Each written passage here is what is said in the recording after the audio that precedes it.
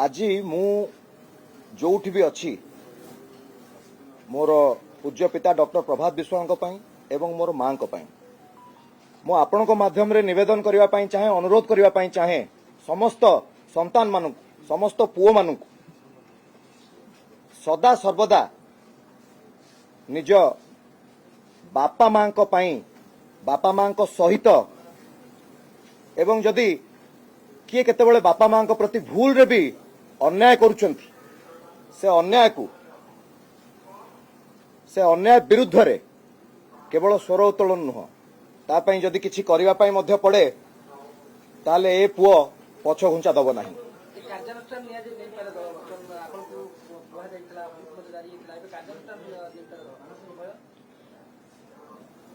मु तो भाबुथिली कार्यानुष्ठान केबेठू नबा उचित थिला मो ऊपर कौन पाई नहीं नथिले मु जानिनी। जेबे नवीन निवास रे आमे उपस्थित थिलु मोर पूज्य पिता मध्य किछि समय आगे मु नवीन निवास रे थिली किछि समय पर मोर पूज्य पिता मध्य सेठी पहुंची थिले तो परवर्ती पर्याय रे जहा आमे सेठी आलोचना करिथिलु जहा भी नवीन निवास रे घटिथिला तो मु भाबिथिली कि बापा को तो बहिष्कार कले मते भी बोधे बहिष्कार करिवे किंतु कलेनी। ऑब्जेक्शन हला या कि आमे सत कहिथिलु बापा मोर पूज्य पिता डॉक्टर प्रभात विश्वाल सत कहिथिले आ सत कहिले नवीन पटनायक बहिष्कार करंती। कोन हेतिला नवीन निवास रे मोर पूज्य पिता डॉक्टर प्रभात विश्वाल कहिथिले राज्यसभा हेउची एक मर्यादार राज्यसभार जो पदटी गणतांत्रिक पद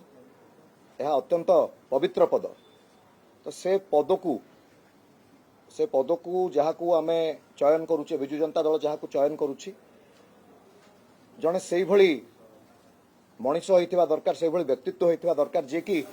विजु जनता दल को आउटिके आगु को नहीं परिबो।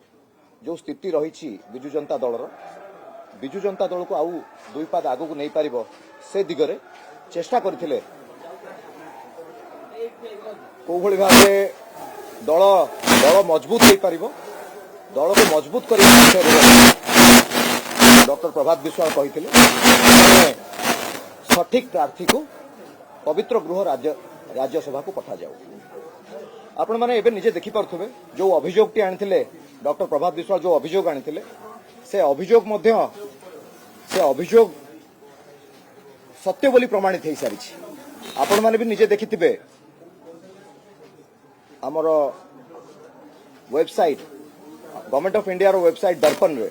आपण देखि पारथिबे बिजू नवीन इंस्पिरेशनल फाउंडेशन गठन करा जायछि। एई कथा को उपस्थापन करथिले डॉक्टर प्रभात विश्वाल नवीन पटनायक पाखरे तापर बहिष्कृत हेले कहि रखिया पई चाहे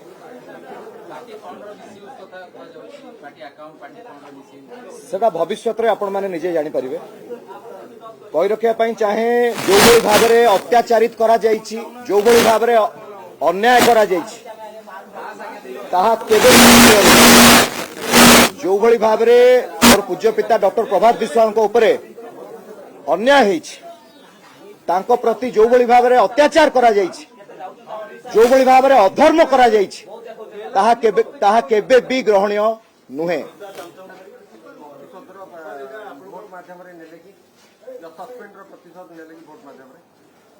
निश्चिंत भाव रे जहाँ आपण कहउचंती ताहा